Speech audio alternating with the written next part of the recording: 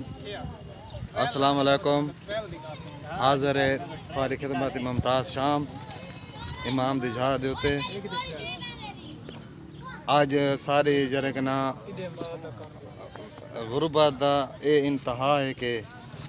ओ शेर इलामा इकबाल दा मुफलसीन तहजीब सिखाती सह में हुए रहते हैं शरारत नहीं करते।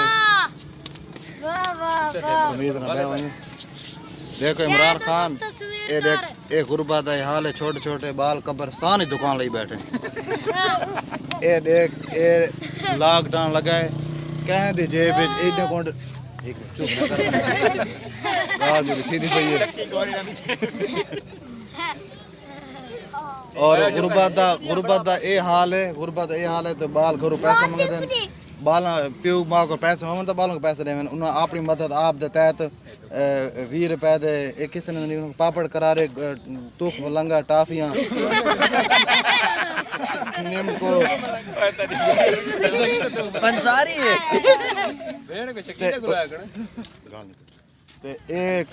हालात इन सारे मुल्क दे बाल के मुल्क दे नहीं पाकिस्तान कहने हाँ ए सच ए गुड़िया में चंदा इन्हें को अंग्रेजी क्या था पितांग इन्हें क्या था अंग्रेजी काइट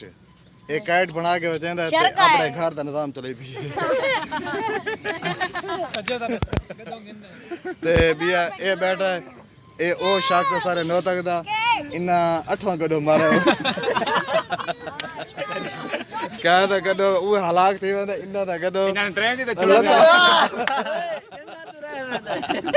ए जरा कदो 20,000 दा किंदे ना तो उन्ना दा इन्ना दा घर वजे ना यार ओए कुत्ते दा पुत्रा बिया अरमान कोनी जंगा बिया अरमान कोनी ना दा कदो लत्ता नहीं चलेदा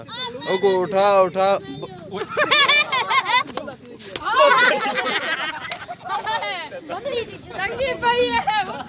हाँ तो बुलाई देवा